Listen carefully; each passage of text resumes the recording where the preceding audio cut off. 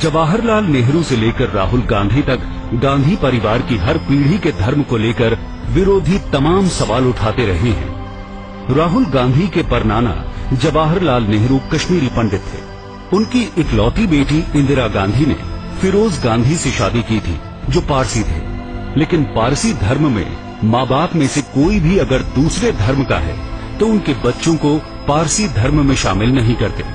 इस लिहाज से इंदिरा और फिरोज गांधी के बच्चे कश्मीरी पंडित ही रहे।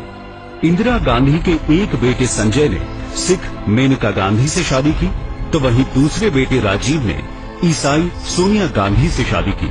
यहाँ अहम बात यह भी है कि राहुल गांधी के परनाना पूर्व प्रधानमंत्री जवाहरलाल नेहरू ने अपनी वसीयत में लिखा था कि जब मैं मरूं तो मैं चाहूंगा कि मेरे शरीर को जलाया जाए। अगर मैं विदेश में मरूं तो मेरे शरीर को वहां पर जलाया जाए और फिर मेरी अस्थियां इलाहाबाद भेजी जाएं। अस्थियों का एक छोटा सा हिस्सा गंगा में बहा दिया जाए और बाकी का हिस्सा हवाई जहाज से काफी ऊंचाई पर जाकर नीचे भारतीय जमीन पर फेंका जाए, जिससे वो इस देश का हिस्सा बन जाए। मेरी अस्थियों का कोई भी हिस्सा बचाकर न रखा जाए। जवाहरलाल नेहरू 21 जून 1954। नेहरू ही नहीं, उनकी बेटी इंदिरा गांधी का अंतिम संस्कार भी हिंदू रीति रिवाजों और उनके दत्तात्रेय गोत्र के मुताबिक ही किया गया। खास बात यह है कि इंदिरा गांधी की अंत्येष्टि में उनके बेटे राजीव गांधी ने बाकायदा जनेऊ पहना था और जब राजीव गांधी का निधन हुआ तो उनका अंतिम संस्कार भी पूरे हिंदू रीति रिवाजों के साथ ही हुआ था।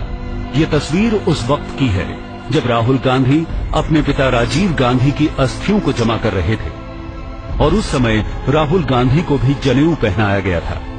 लेकिन राहुल के जनेऊ विवाद के बाद अब उनकी कैलाश मानसरोवर यात्रा पर भी बीजेपी ने निशाना साध दिया है।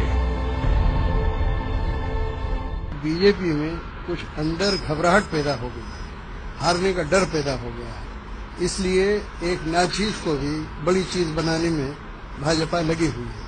वरना कोई यात्रा करना है करने दे, आपका क्या लेना देना उससे। अब ये कह रहे हैं कि वो चीनियों के प्रवक्ता बन गए हैं। अरे भाई, कहीं आपने तो तिब्बत के बारे में भाजपा की नीति क्या रही है? भाजपा जब से सत्ता में आई है तिब्बत के बारे में एक शब्द भी बोला है उसने? तिब्बत चीन का अंग है। अगर वहां जाएंगे मानसरोवर तो चीन होके ही जाना पड़ेगा। चीन के अधिकार में है वो, तो क्या करेंगे? अल्टरनेटिव कांग्रेस है, बड़ी पार्टी कांग्रेस है, उसके नेता को अगर आपको मौका मिलता है आप रविश करेंगे। लेकिन एक लक्ष्मण रेखा होती है उस रविश की।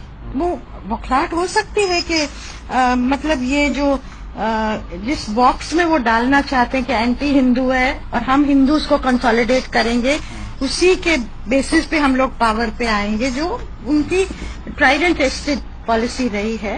तो कहीं ना कहीं क्या राहुल गांधी उसमें पैट लगा देंगे? वो हिंदू कंसोलिडेशन की जो रणनीति है, प्रो हिंदू अपनी इमेज करके, वो हो सकता है उनकी बौखलाहट का कारण हो। ऐसा नहीं है कि कांग्रेस पहली बार सॉफ्ट हिंदुत्व के एजेंडे पर चल रही है। इंदिरा से लेकर राजीव गांधी तक मंदिरों में जाते रहे, लेकिन उस दौर में बीजेपी इतनी मजबूत थी नहीं और अब तो हिंदुत्व का एजेंडा ही राजनीति के केंद्र में है।